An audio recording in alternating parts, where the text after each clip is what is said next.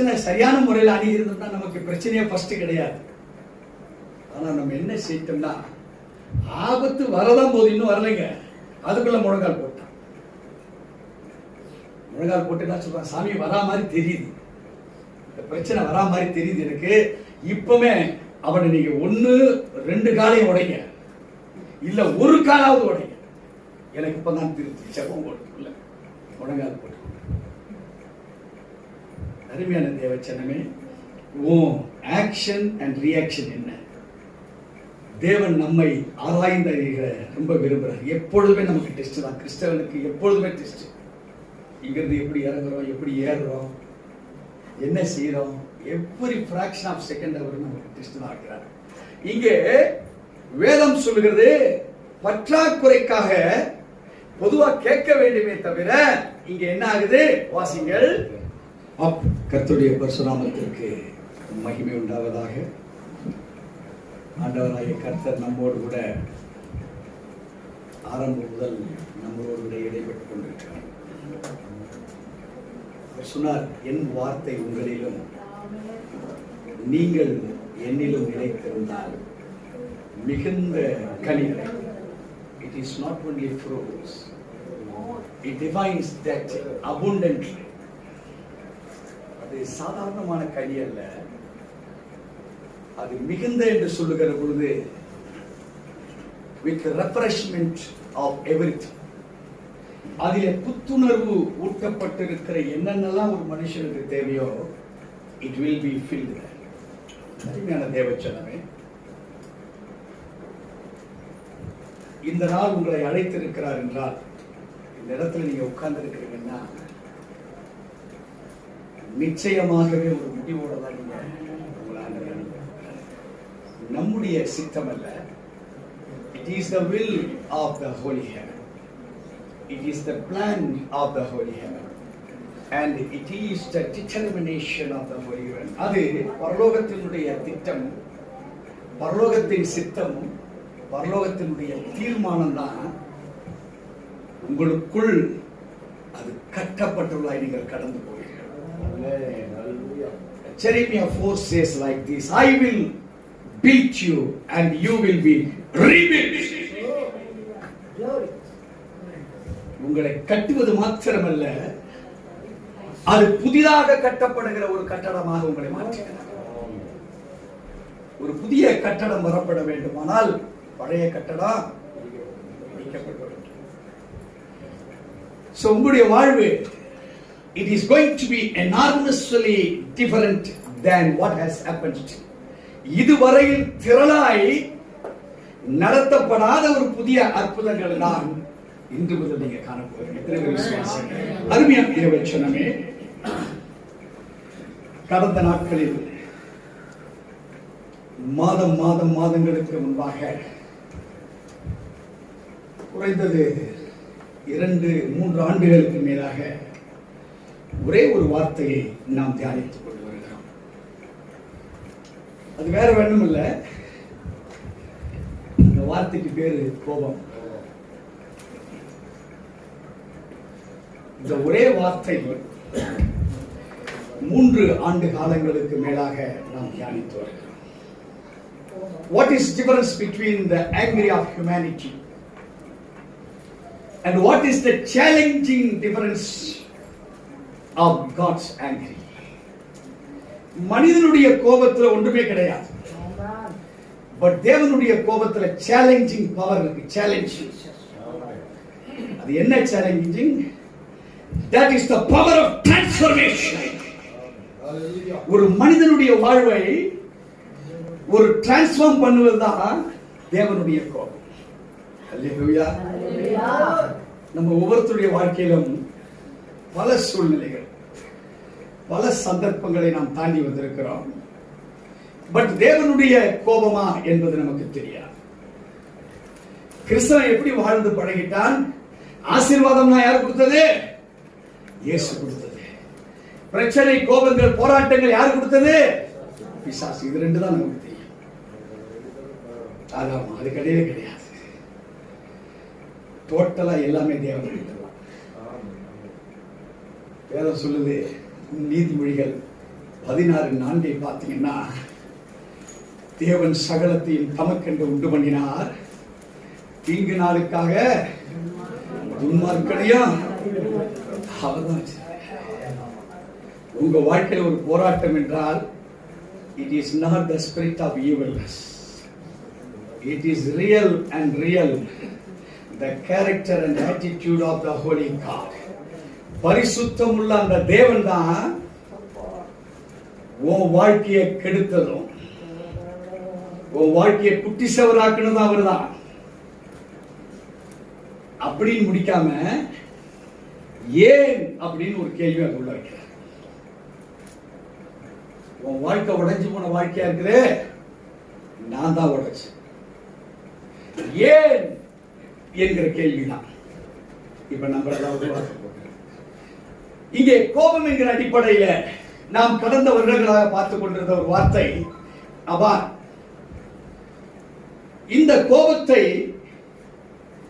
தேவன் தானாக ஏற்படுத்தினாரா அல்லது ஏற்படுத்தப்பட்டதா அப்படி என்று நாம் சிந்திக்க வேண்டிய ஒரு முக்கியமான ஒரு காலகட்டம். கடந்த மாதத்திலே நாம் பார்க்கிற பொழுது உபாகமம் 6ஆம் அதிகாரம் 16வது வசனத்தை தியானித்து ஒரு டெக்ஸ்டுவல் மெசேஜ் குறித்து நாம் அதிகமாய் பார்த்தோம். இப்போ அதே டெக்ஸ்டுவல் மெசேஜையும் நம்ம பேஸ் பண்ணி இன்னைக்கு புதிய காரியங்கள், இந்த கோபம் மூழ்கப்படுவது, கோபத்தால் மூழ்வது, இந்த அபார் என்கிற எபிரேய வார்த்தையிலிருந்து எதற்காக என்பதை நாம் பலவிதமான வேத வசனங்கள் மூலமாக நாம் ஆராய்ந்து பார்க்க போகிறோம். ஆண்டவர் சொன்னார், எல்லாரையும் தெளிந்த புத்தி உள்ளவர்களாய் இரு. கர்த்தர் நல்லவர், அவர் வல்லவர், வாக்கு மாறாதவர். But how? யாரும் தவிர்க்க போறதில்லை. அவர் நல்லவர் இல்லைன்னு யாராவது சொல்றதுக்கு இருக்கீங்களா? இல்ல. எப்படி நல்லவர்னு உங்களால சொல்ல முடியுமா? ஒரு 50 கண்டென்ட், அதுதான் முக்கியம். இப்போ எதற்காக கோபம் மூழ்கப்பட்டது அவருக்கு, அதுதான் கண்டென்ட். அந்த கண்டென்ட்டை நீங்க தெரிஞ்சுக்கிட்டீங்கன்னா உங்க லைஃப் ஒரு ப்ராஸ்பரிட்டி, ஒரு மகிமையை நீங்க கண்டடையலாம். அதை எங்களை போல ஆட்கள் நாங்க ஆராய்ந்து அதை நாங்க தெரிஞ்சுக்கிறோம். எங்க மேலேயும் குற்றம் இருக்கு, பாவம் இருக்குது, நாங்களும் பாவம் செய்கிறோம். ஆனாலும் அந்த திட்டங்கள் ஆண்டவருடைய சமூகத்தில் எது தேவனுக்கு கோபம் முழுக்கப்படாதபடிக்கு இருக்கும் என்கிற ரகசியத்தை அறிந்ததனால ஒப்புரவாக்க, ரீகான்சிலேஷன், ஒப்புரவாக்கப்படுகிற நல் இணக்கத்தோடு கூட தேவனோடு கூட உறவு கொள்கிற உறவை அறிந்து கொண்டீர்களானால் உங்க வாழ்க்கை செழிப்பாக மாறிவிடும். விசுவாசிக்கிறீங்களா? கற்றுக்கொள்ள போகிற இந்த பாடத்திட்டம் வாசிக்க கேட்போம். உபாகம புஸ்தகம் 6ஆம் அதிகாரம் 16வது வசனம். நீங்கள் மாசாவிலே செய்தது போல உங்கள் தேவனாகிய கர்த்தரை பரீட்சை பாராதிருப்பீர்களாக. இங்கே ஆண்டவருடைய வார்த்தை சொல்லுகிறது, நீங்கள் மாசாவிலே செய்தது போல இனிமேல் நீங்கள் அதை குறித்து செய்யாதிருக்கும்படி ஒரு இன்ஸ்ட்ரக்ஷன். பழைய ஏற்பாடு it is a strong foundation. வேதாகமம் 2 பிரிவுகளாய் கொடுக்கப்பட்டிருக்கிற காரணமே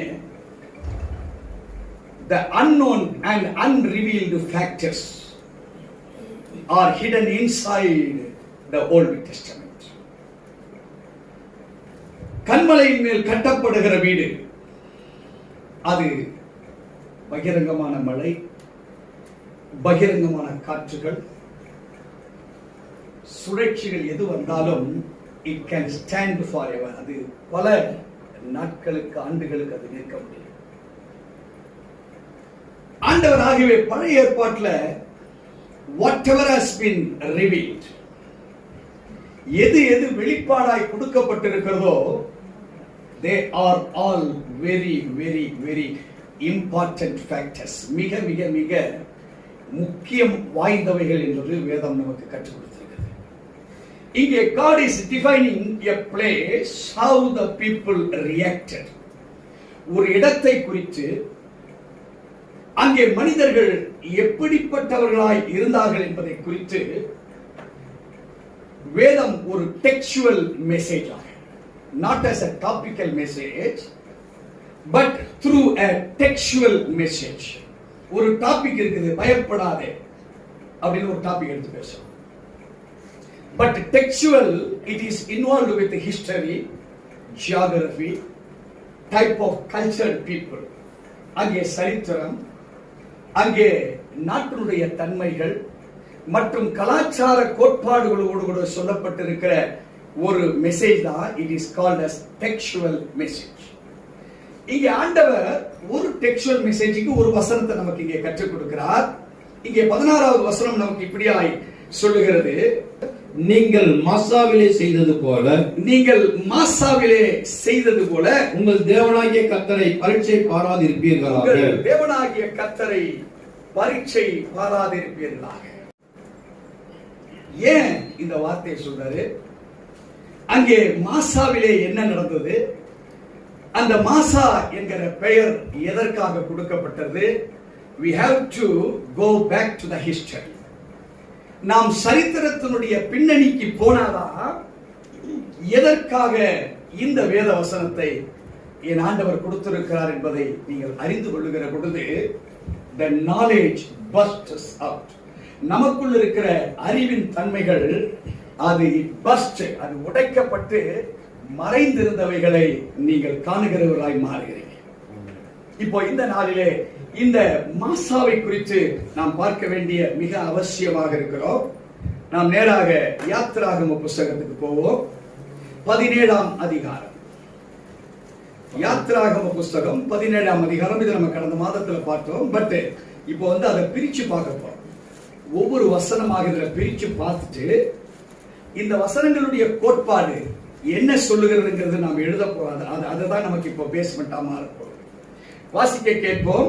யாத்திராகம புஸ்தகம் 17ஆம் அதிகாரம் 1வது வசனத்தை மாத்திரம். பின்பு இஸ்ரவேல் புத்திரராகிய சபையார் எல்லாரும் கர்த்தருடைய கட்டளையின்படியே சீன் வனாந்தரத்திலிருந்து புறப்பட்டு பிரயாணம் பண்ணி ரெவிதீமிலே வந்து பாளையம் இறங்கினார்கள். அங்கே ஜனங்களுக்கு குடிக்க தண்ணீர் இல்லாது இருந்தது.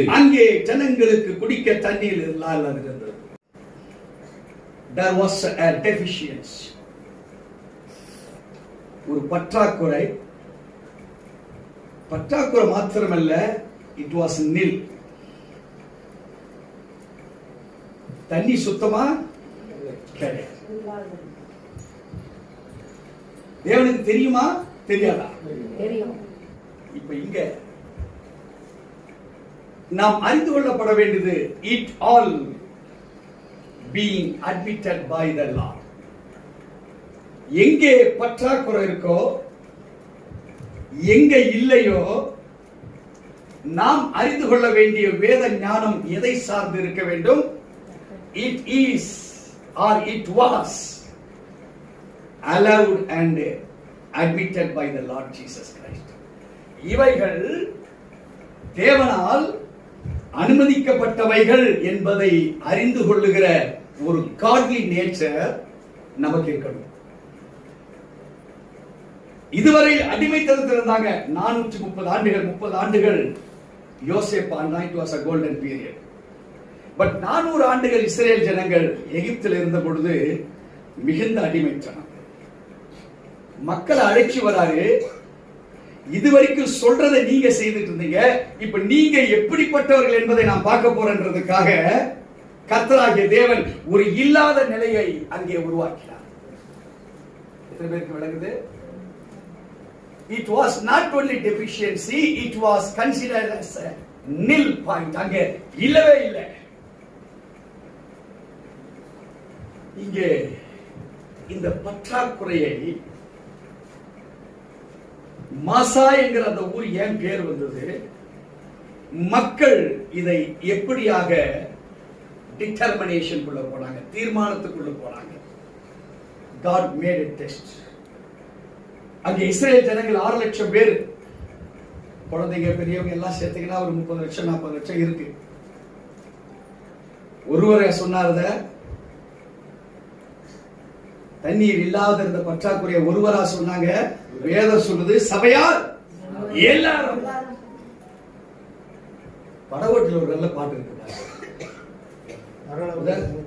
கொடுத்ததெல்லாம் கொடுத்தார், அவர் யாருக்காக கொடுத்தார்?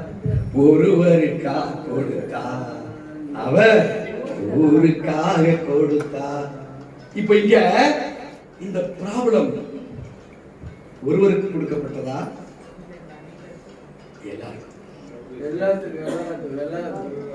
வேத ரீதியில் நாம் வேதத்தை நம்பி வாழ்கிற நாம நம்முடைய வாழ்க்கை எப்படி இருக்கும் என்றால், we have to determine. முதலாவது நம்முடைய வாழ்க்கை பாதையை ஸ்டார்ட் பண்ணுகிற பற்றாக்குறையில நீங்க ஸ்டார்ட் பண்றவங்களா இருக்கணும். இந்த பற்றாக்குறையை நீங்க கரெக்டா கண்டுபிடிச்சிட்டீங்கன்னா லைஃப் ஸ்பெஷல் எஸ்பெஷல். இங்க வேதம் சொல்லுகிறது, பின்பு இஸ்ரவேல் புத்திரராகிய சபையார் எல்லாரும். இந்த பற்றாக்குறைய அத்தனை பேர் இருக்கிற குழந்தையில இருந்து பெரியவங்கள வரைக்கும் எதை ஆண்டவர் இங்க பார்க்கிறார்னா, இந்த சீன் மனிதனுடைய உச்ச தலை முதல் உள்ளங்கால் வரையிலாக அந்த சீனை இப்ப பார்க்கிறார். இவங்க எந்த சீன்ல இருந்து வெளியே வந்திருக்காங்க? வித்தனுவ இஸ்ரேல் வித்து தான். 430 ஆண்டு காலங்கள்ல சிந்தனையில பல டேஸ்ட், மீன் சாப்பிட்டது, கறி சாப்பிட்டது. இவங்க வேலையை நல்லா சாப்பிட வேண்டியது, வேலை செய்ய வேண்டியது, தூங்கினதுக்கு அப்புறம் மறுபடியும் சாப்பிட வேண்டியது, மறுபடியும் வேலைக்கு போக வேண்டியது. இப்ப இந்த சீனை பார்க்கிறார் ஆண்டவர்.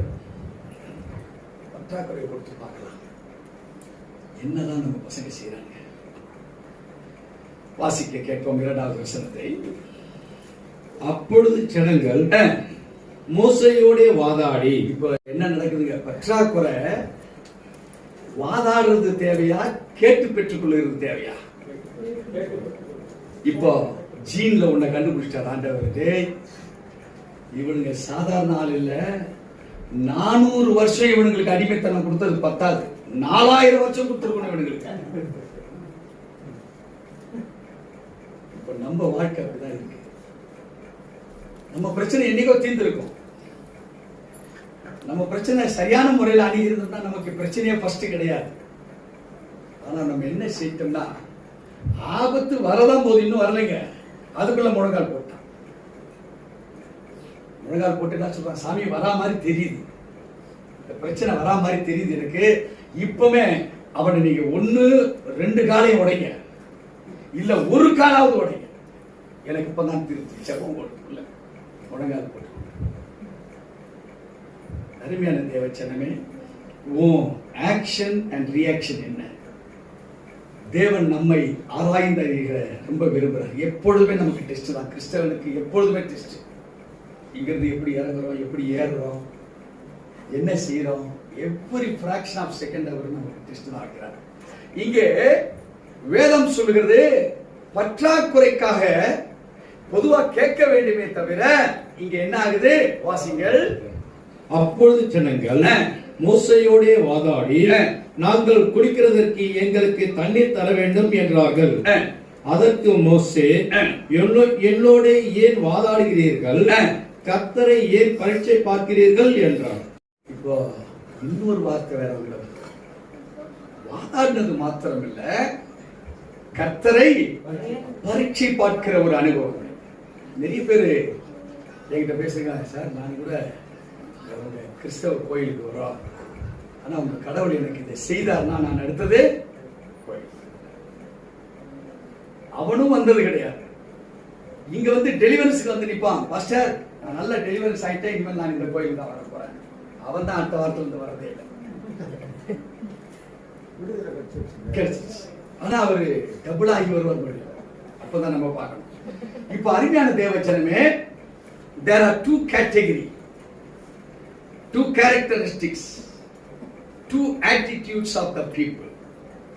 இங்கே வாதாடுவது மாத்திரமல்ல, டெஸ்டிங் த லார்ட், ஆண்டவரையே பரீட்சை பார்க்கிற அனுபவம்.